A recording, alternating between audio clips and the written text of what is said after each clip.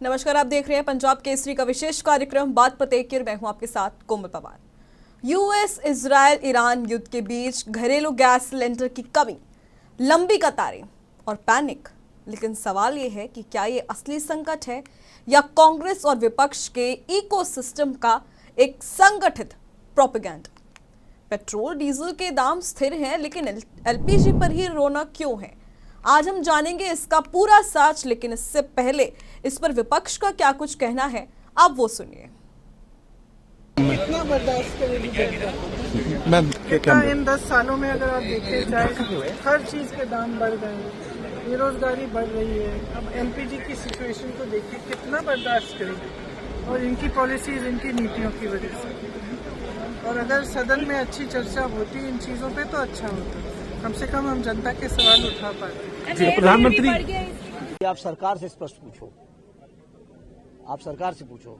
सरकार के लोग लोगों को गुमराह करते रहते हैं, गुमराह करते हैं। आप चाहेंगे कि इस पर सदन में चर्चा हो? हमने तो मांग रखी है, नोटिस दे रखा है कि जो वैश्विक स्थिति है, जो युद्ध की स्थिति है, उसका जो देश के ऊपर प्रभाव है, जिस तरह अमेरिका आंख दिखा रहा है देश को, हमारे सरकार को दबा रहा है, इन तमाम चीजों पर विपक्ष के लोगों ने चर्चा की मांग रखी हुई है, नोटिस दे रखा है।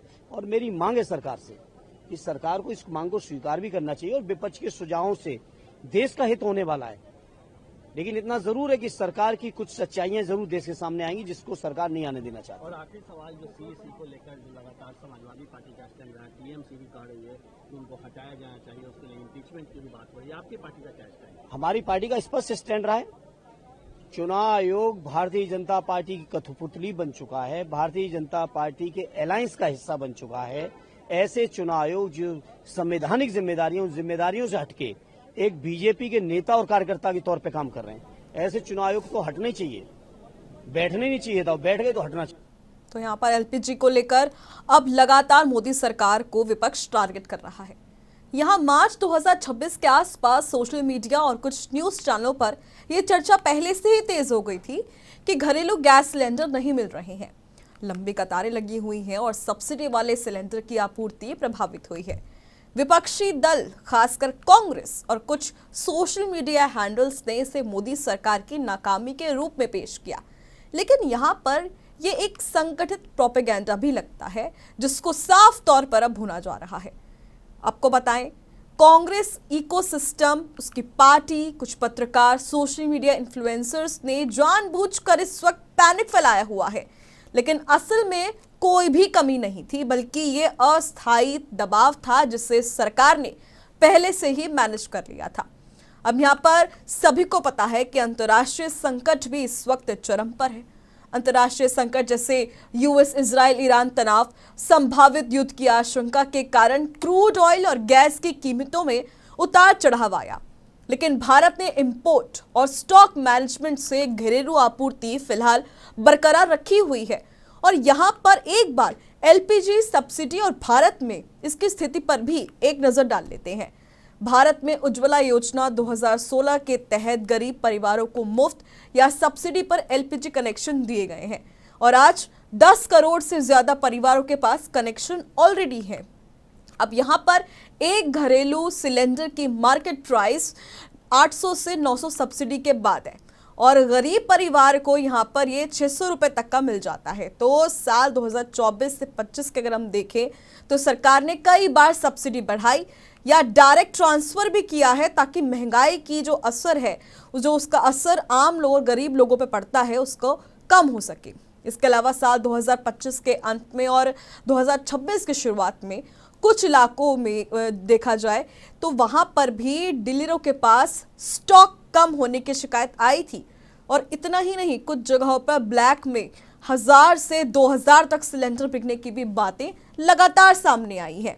और इस वक्त भी इसी तरह का जो पैनिक है वो लगातार फैलाया जा रहा है। इसके अलावा सोशल मीडिया पर वीडियो वायरल हो रही हैं, लंबी लाइनें लगी हुई हैं, महिलाओं का रोना धोना, ये तमाम जो पिक्चर्स हैं इस वक्त सोशल मीडिया पर छाई हुई है।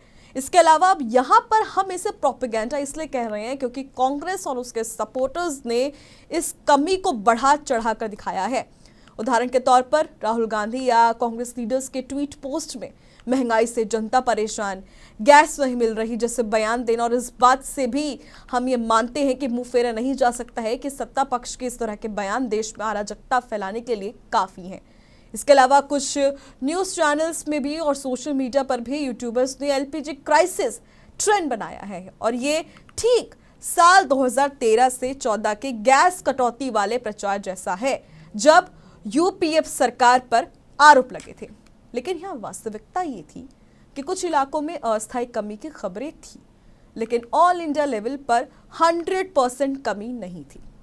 Oil marketing companies IOCL, BPCL और HPCL ने बयान जारी कर कहा था कि सप्लाई नॉर्मल है, बस डिमांड पीक पर थी और ठंड के मौसम में गैस की खपत बढ़ती है, इसलिए जो डिमांड थी वो ज्यादा थी। लेकिन यहाँ सवाल ये भी उठता है कि सिर्फ विपक्ष इस वक्त LPG को ही मुद्दा क्यों बना रहे हैं, पेट्रोल डीजल पर ये आखिर मौन क्यों है? तो जवाब ये है, वो इसलिए मौन है क्योंकि पेट्रोल डीजल के जो दाम है पिछले 1-2 साल से काफ़ी स्थिर हैं। क्रूड ऑयल डॉलर 70 से 90 के बीच रहा, फिर भी सरकार ने एक्साइज ड्यूटी कट करके दाम कंट्रोल किए हैं। लेकिन विपक्ष LPG पर बोल रहा है, पेट्रोल डीजल पर चुप है। ऐसा इसलिए क्योंकि पेट्रोल डीजल पर सब्सिडी नहीं है और मार्केट लिंक्ड है, और अगर क्रूड महंगा होता है तो दाम बढ़ते, विपक्ष तब हमला करता। लेकिन स्थिर दाम होने से उनका मुद्दा कमजोर पड़ जाता है, और वहीं LPG पर सब्सिडी होने से सरकार को टारगेट करना बेहद उनके लिए आसान है। इस पर सरकार ने एहतियाती कदम क्या उठाए हैं वो भी आपको बता दें तो सरकार ने पहले से LNG इंपोर्ट बढ़ाया है, स्ट्रेटेजिक रिवर्स से गैस निकाली है, डीलरों को अतिरिक्त कोटा दिया गया है, रिफाइनरीज को फुल क्षमता पर इस वक्त चलाया गया है, और नतीजा ये हुआ है कि आने वाले दिनों में और हफ्तों में स्थिति नॉर्मल हो जाएगी।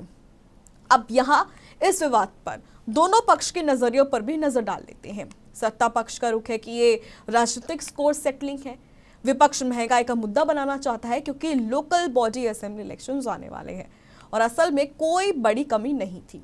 और यहाँ पर विपक्ष का व्यू ये है कि सरकार की नीतियां खुदरा बिक्री में प्राइवेट कंपनियों को बढ़ावा और OMCs पर दबाव से डीलरों का जो मार्जिन है वो कम हुआ है, जिससे डिस्ट्रीब्यूशन प्रभावित हुआ है और सब्सिडी समय पर नहीं मिलने से जो समस्या है वो बढ़ गई है। तो ऐसे में सवाल है कि क्या सच में ये प्रोपेगेंडा है या नहीं। सोशल मीडिया पर वायरल वीडियोस और पोस्ट ने कमी को बहुत बड़ा दिखा दिया है इस वक्त, ये भी मैं आपको बता दूं। जबकि सरकारी आंकड़ों के अनुसार मासिक LPG कंजप्शन 25 से 28 लाख मीट्रिक टन उत्पादन और इंपोर्ट से पर्याप्त कवर हो रहा था। लेकिन लोकल लेवल पर अगर देखें तो लॉजिस्टिक और डीलर स्ट्राइक की अफवाहें या पीक डिमांड से कुछ जगहों पर दिक्कतें हुई हैं। अगर आप LPG क्राइसिस के फैक्ट्स और आंकड़े चाहें तो सरकारी साइट्स पर जाके आप उसको चेक करें, आप देखें कि किस तरह से जो कमी जो बताई जा रही है वो असल में है या नहीं। अगर आप LPG को क्राइसिस के फैक्ट्स और आंकड़े देखें तो सरकारी साइट्स पेट्रोलियम पर जाइए आप और पेट्रोलियम प्लानिंग और एनालिसिस सेल की रिपोर्ट्स देख सकते हैं, जहां साफ तौर पर कहा गया है कि कोई कमी नहीं है। लेकिन यहाँ इस बात को भी नकारा नहीं जा सकता है कि मिडिल ईस्ट में ईरान और अमेरिका के बीच बढ़ते तनाव ने ग्लोबल मार्केट में नेचुरल गैस और LPG की सप्लाई में रुकावट डालने का जो काम है वो शुरू कर दिया है। हॉर्मुज़ स्ट्रेट जैसे शिपिंग रूट पर असर पड़ने से भारत को भी LPG की कमी का सामना करना पड़ रहा है। और इसी बीच पेट्रोलियम मंत्रालय ने सभी तेल रिफाइनरियों को LPG का प्रोडक्शन बढ़ाने और अतिरिक्त उत्पादन को केवल घरेलू इस्तेमाल के लिए रखने का आदेश दे दिया है। लेकिन इसी बीच जो अफरा तफरी है वो देश में लगातार देखने को मिल रही है। होटलों और रेस्टोरेंट को दी जाने वाली कमर्शियल LPG सिलेंडरों की सप्लाई सीमित कर दी गई है। इनमें मुंबई, बेंगलोर और चेन्नई जैसे महानगर भी शामिल हैं और रेस्टोरेंट वालों ने मेन्यू को छोटा करने पर अब फोकस कर दिया है। तो अब यहाँ पर जो तनाव है वो साफ तौर पर नजर आ रहा है। लेकिन इसी मुद्दे को जो इकोसिस्टम है कांग्रेस का या जो विपक्ष पार्टी का इकोसिस्टम है वो लगातार एक्टिव हो गया है, वो पैनिक क्रिएट करने की कोशिश कर रहा है और सरकार लगातार इसको कम करने की कोशिश कर रही है। इस वक्त लगातार लोकसभा में गृह मंत्री अमित शाह भी हैं, वो लगातार इस चीज़ को बोल रहे हैं। तो अब यहाँ पर आपको ये भी बता दें कि LPG की जो वर्तमान स्थिति है वो क्या है। यहाँ पर मार्च 2026 में भारत में LPG की कमी की खबरें आई थी जो तेज़ी से फैली थी, खासकर 7 से 10 मार्च के आसपास जो पूरी की तरह अफवाह थी वो फैली, जिसकी मुख्य वजह हम आपको बता चुके हैं। वेस्ट इंडिया एशिया का संकट, जिस तरह से यूएस, इजराइल और ईरान कॉन्फ्लिक्ट था वो हमें देखने को मिला। इसके कारण ही गल्फ से एलपीजी इंपोर्ट प्रभावित हुआ है और भारत अपनी कुल एलपीजी जरूरत का 60 से 80% इंपोर्ट करता है।